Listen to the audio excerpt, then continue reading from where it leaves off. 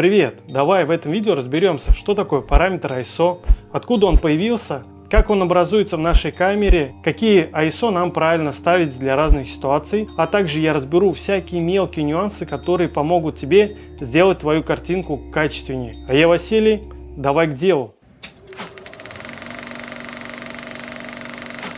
ISO – это такой параметр, который нам позволяет менять экспозицию в кадре, то есть его яркость. И в то же время управление этим параметром в телефонах и экшн-камерах позволяет достичь лучшей картинки, чем могло бы быть. Если, например, неверно выставить этот параметр, то можно получить просто отвратительную картинку. И для того, чтобы нам понять, как правильно ставить ISO, какое значение для каких ситуаций, давайте разберемся, как он устроен. Но для начала небольшой экскурс в историю.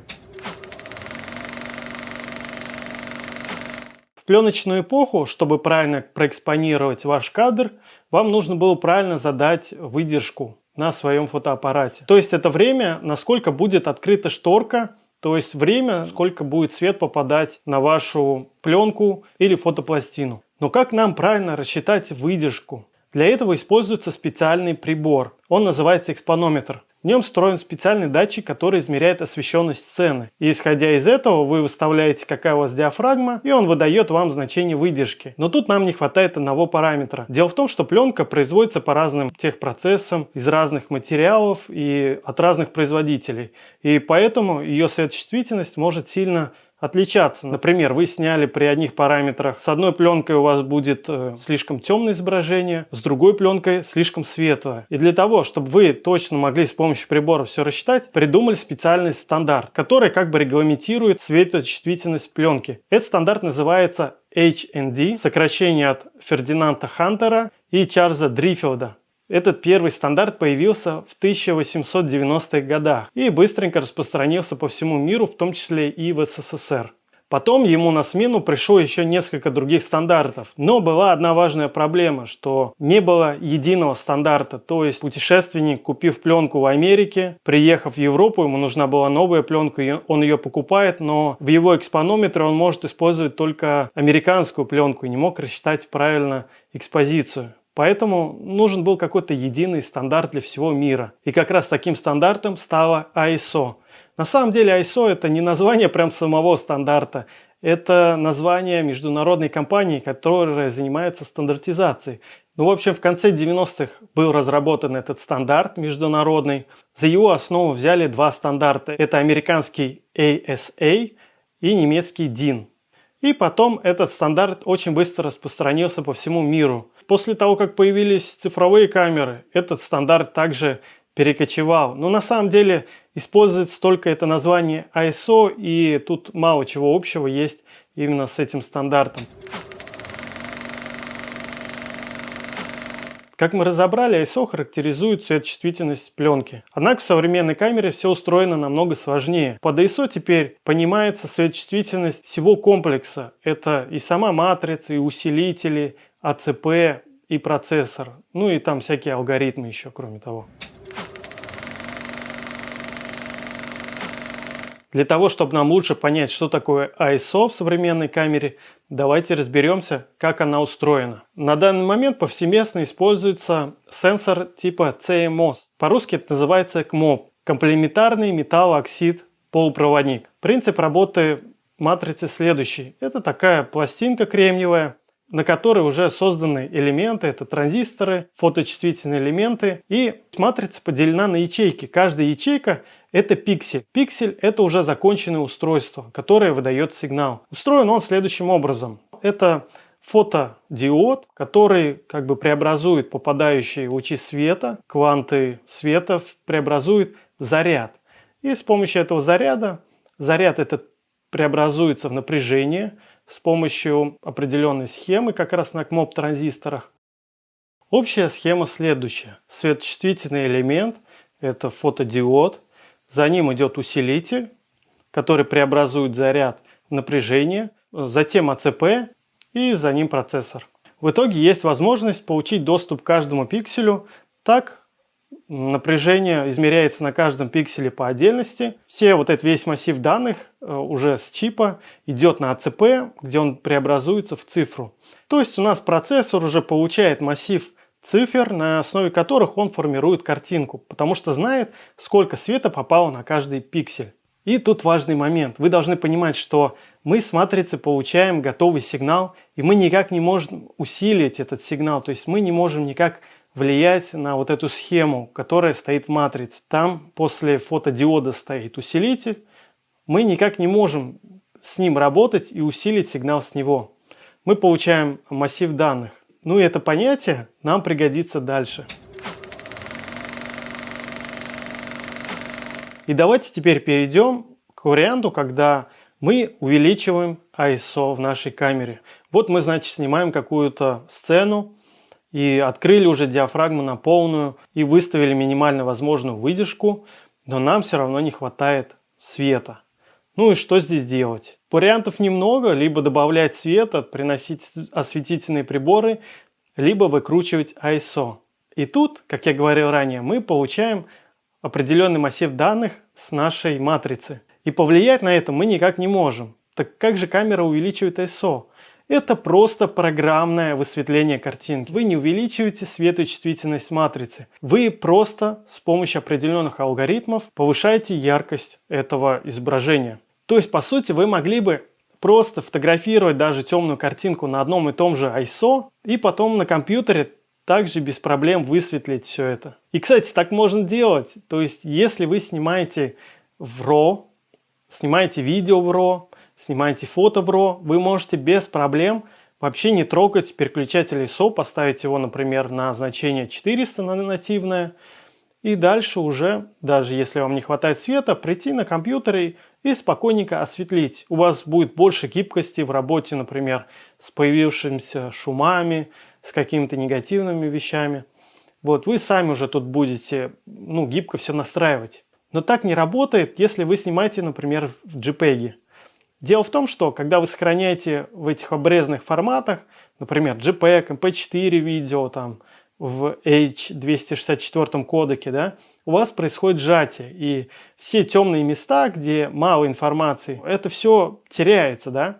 Но если вы снимаете в RAW, вы можете без проблем так делать и вообще не пользоваться ISO. Кстати, если вы не знаете, то в профессиональных камерах, которые как раз снимают в RAW, например, какие-нибудь Red или камеры, которые используют в Голливуде, там как раз вся вот эта информация сырая с матрицы, она записывается и никак в камере вообще не обрабатывается. И потом уже на постпродакшене, там, например, режиссер сам выставляет, монтажер сам выставляет ISO и регулирует яркость изображения. Но из-за того, что мы снимаем вот в таких камерах гибридных, да, мы не можем записывать сырой материал, потому что просто будет весить, во-первых, неимоверно, во-вторых, нужно будет мощный компьютер, и прочие нюансы. Нам нужно получить финальное изображение уже в самой камере. И как раз для этого используется ISO. И вот тут при использовании ISO, то есть при программном осветлении, появляется одна проблема, и называется она шум. Давайте разберемся, что такое шум. Дело в том, что наша камера – это электронный прибор, а каждый электронный прибор подвержен воздействию шумов. Давайте я вам такой небольшой пример простой приведу. Вот представим себе радио. Если мы стоим рядом с вышкой, с передающей, то у нас очень громкий сигнал. Но мы будем отъезжать от этой передающей вышки подальше, у нас сигнал станет тише, и нам придется усиливать его. Вот мы опять его возвращаем к тому же громкому значению, и тут мы видим, что появились какие-то шумы. Дело в том, что когда мы были рядом с вышкой, то шумы были, но они были слишком маленькие, и их перебивал вот этот полезный сигнал. Но когда мы отдаляемся далеко, шумы такие же остаются, но полезный сигнал уже снижается. И теперь при усилении мы усиливаем как сигнал, так и шум. То есть, по сути, можно дойти до такого момента, отъехать так далеко от вышки, что шум уже будет громче, чем полезный сигнал. И в камере происходит все то же самое. Особенно это касается КМОП-матриц. Дело в том, что на матрице расположен усилитель. И эти усилители, это транзисторы, они греются. И от этого возникает еще дополнительное влияние шума. Шум в электронных приборах – это, как правило, тепловое движение электронов. Кроме того, всякие наводки. Опять же, у нас на матрице стоят транзисторы, они дают дополнительные наводки. Либо какие-то заряженные частицы, которые прилетают, также вносят в это влияние. Конечно, производители постоянно пытаются бороться с этой проблемой и улучшают качество матриц. Второй путь, которым идут производители, это различные алгоритмы. И я вам сейчас расскажу на примере про один алгоритм. Называется он усреднение. Давайте представим, вот у нас какой-то темный объект, например, черное небо. И на его фоне появляются яркие пиксели. Это вот как раз пиксели, которые, шумовые их можно назвать. И алгоритм как раз борется с такими шумовыми пикселями. То есть он отсматривает, например, массив пикселей и смотрит, есть ли какие-то выделяющиеся пиксели.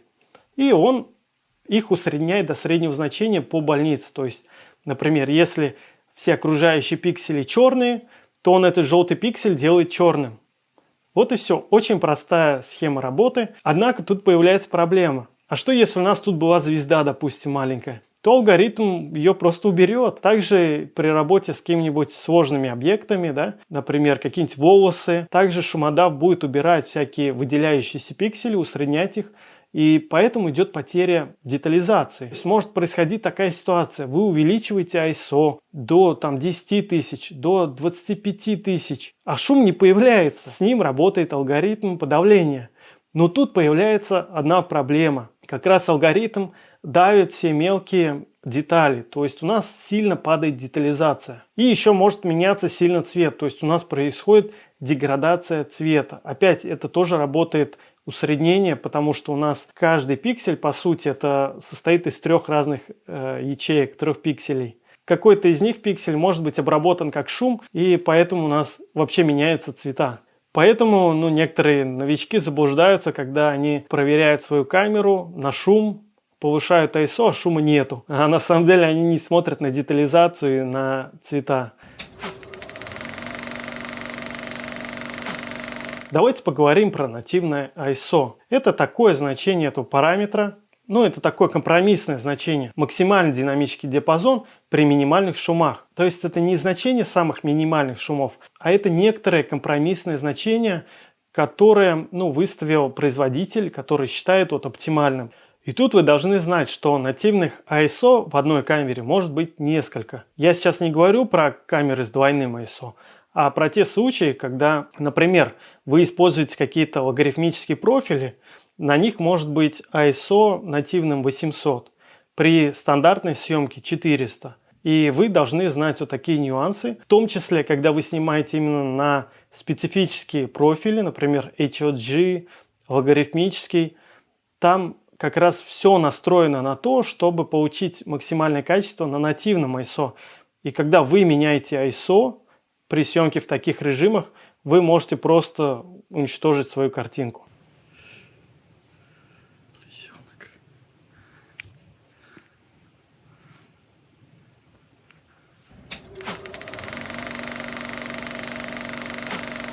Так, давайте еще разберемся, как меняется ISO. Допустим, мы снимали на 200 ISO, подняли до 400, то есть мы подняли на стоп. То есть увеличение ISO в 2 раза поднимает освещенность на 1 стоп. И давайте перейдем к такому вопросу, что многие новички, я в том числе считал, что чем ниже ISO, тем лучше. Это так и не так одновременно. Дело в том, что это логично ставить низкое ISO, когда у нас, например, хорошая освещенность. Например, мы снимаем какие-то пейзажи днем, когда у нас никаких теней вообще нету. То есть у нас все равномерно и хорошо освещено. В таких ситуациях минимальное ISO будет давать минимальные шумы. Тут даже никакого смысла нет ставить высшее ISO. Кроме того, мы уберем излишки света, сможем, например, приоткрыть диафрагму. Проблема возникает, когда мы снимаем какие-то сложные сцены, где у нас, например, один объект освещен, а другие объекты темные. И для того, чтобы получить максимальный динамический диапазон, то вот такая стратегия не подходит. Тут лучше использовать нативное ISO. Дело в том, что ISO нам позволяет получить большую чувствительность в темных участках, поэтому динамический диапазон будет выше. Кроме того, при съемке, например, до ISO 1000 никаких шумов практически не будет, детализация падать не будет, картинка будет очень хорошая, поэтому не стоит париться. Если вы снимаете какие-то сложные ситуации, не бойтесь чуть-чуть повысить ISO, это никак не повлияет на результат. Но опять же, я вам рекомендую для своей камеры проводить тесты и смотреть, как это все влияет. Если вы записываете видео, какие-нибудь особенно художественные. Я, например, бывал в каких-то сложных ситуациях, в путешествиях, записывал видео, то неправильно ставил ISO, и у меня просто была потом убитая картинка. Я ставил на минимальное, и получал низкий динамический диапазон. Я думаю, для видео в 4К никакой разницы между ISO 200 и ISO 800 в современной камере не будет, не парьтесь. Так, давайте поговорим про крутую технологию. Называется она двойное нативное ISO. По-моему, первопроходцем здесь стала компания Panasonic, которая придумала эту технологию. Как я вам говорил, у нас, как устроена матрица, у нас после фотодиода стоят усилители. Что придумали инженеры? Они придумали следующее ухищрение. Они на матрицу подают, например, вдвое большее напряжение. То есть раньше у нас заряд, например, 10 электронов преобразовалось в напряжение 6 вольт, то теперь эти 10 электронов преобразуются в напряжение в 12 вольт. То есть мы просто усиливаем полезный сигнал. Это очень крутая технология. Она позволяет просто повысить чувствительность матрицы без каких-то либо негативных эффектов. И смотрите, какой здесь бывает парадокс. То есть, допустим, у вас нативное ISO 400, а второе нативное ISO 2500. Мы постепенно увеличиваем ISO. У нас уже где-то на 2400 очень много шумов или сильная деградация картинки. Мы переключаемся на 2500 ISO, и картинка опять чистая, потому что просто поменялось напряжение на матрице. Поэтому я считаю, если есть возможность купить камеру с двойным нативным ISO, это очень хорошая технология, обязательно берите. Вам это кардинально поможет при съемке каких-нибудь плохо освещенных сцен, либо какой-нибудь репортажной съемки.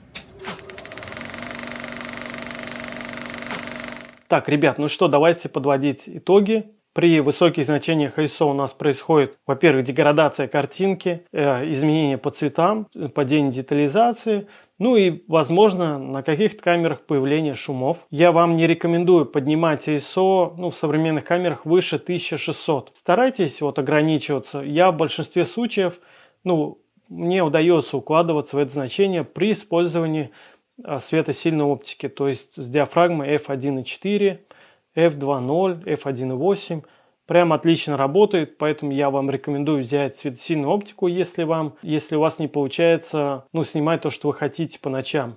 Еще я вам рекомендую проводить тесты на своей камере, смотреть не только на наличие шумов, также на детализацию и на цвета. И старайтесь либо в камере ограничить, либо просто не используйте ISO выше. А на сегодня у меня все. Спасибо, что смотрели видео. Пока.